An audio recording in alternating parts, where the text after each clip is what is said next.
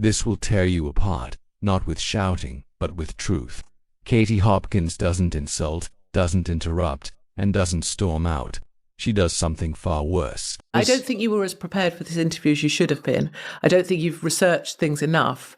And I think the problem with the podcast in this format that you have it is you've booked a series of guests in order that you get content. And I totally understand and respect that and the need to get stuff done. But what it means is you're not dedicating sufficient emotional investment or intelligent investment in the interview. And so that's why I have a limited amount of patience for that. And that doesn't sit with, just one moment, that doesn't sit with me, that sits with you. And if you take time with this later, because obviously you can edit this bit out, you'll see what I mean. We don't edit it. Oh, it's fine, but you'll see what I mean. You'll know what I'm saying is true. Where have I shown not to have been? I want you to be better because I want your podcast to be better. I know you can do. I know you could do a better job of this, though. General question like, are you sad? That's really stayed with you, hasn't it? I think it's a sign of churn on a podcast, and I think you can do better. I tend to ask questions like that because I find personally that we focus too much on, or a lot in the media, on the political state of affairs. Okay, what you said, what wasn't said. And I've always learned as a journalist, and I've always felt watching things, that I want to know if this person felt emotional in a moment. And there was no way for me to know whether you would have said, sad, come on, I'm a strong person, what do you mean? Or, of course I was sad. I thought of taking my own life. And because of the way I asked my question, I think it did actually lead to you telling me something fascinating. Yes, and we have two views on things. I'm just kind of pointing out something that I think is quite obvious. I think podcasts have to go beyond filling time. But Katie, it wouldn't be obvious to most people that you were made to feel sad by these things. And that might feel strange to you because it's so obvious to you. But I'm telling you that the vast majority of people, particularly listening, would have heard me say, oh, did it make you sad? And gone, I have no idea what Katie's going to say here. This is interesting. And that's fair. But we moved on then to you saying, I'm making you feel slightly anxious because I'm making you feel like you're not sure what you can ask me. Because you're disagreeable. And I don't mean that in a negative sense. Yeah, I'm very high in disagreeability.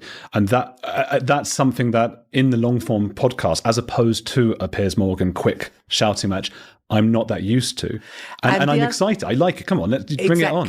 Exactly. But also I'm making you anxious about what you're going to ask because I'll call you out if I think something's been lame. That would only be my opinion. Yeah. What makes this clip uncomfortable isn't aggression, it's accuracy. Katie Hopkins doesn't raise her voice, mock or grandstand. She simply says what too many podcasters, interviewers, and media figures don't want to hear. You didn't prepare, and it shows. In an age where podcasting has exploded, quantity has replaced quality. Guests are booked back-to-back, questions are recycled, and interviews are treated like content factories rather than conversations requiring thought, research, or emotional intelligence. Katie calls that out directly. Her criticism isn't personal, it's professional. She acknowledges the grind, respects the need to produce content, but draws a line between doing the job and doing it well, and that's where the host becomes uncomfortable. Katie isn't attacking, she's diagnosing. When she points out questions like, are you sad, as lazy or indicative of churn, she isn't saying emotion doesn't matter, she's saying emotion without context is meaningless. Journalism isn't therapy, interviews aren't filler, and long-form doesn't excuse shallow thinking. What flips the power dynamic is when the host admits he feels anxious not because Katie is rude, but because she's disagreeable. Katie owns that. She doesn't apologize. She frames it as a strength. That's a moment many viewers will recognize. We live in a culture that rewards comfort, agreement, and safe conversations. Katie represents the opposite, confrontation without chaos, and that unsettles people used to guests playing along. She even says she wants the podcast to be better. That line matters. This isn't a takedown for clicks. It's a critique rooted in standards, something modern media increasingly lacks. The host tries to defend his approach, explaining emotional curiosity, audience perspective, and intent, and that's fair, but intent doesn't erase impact. Katie's point is simple.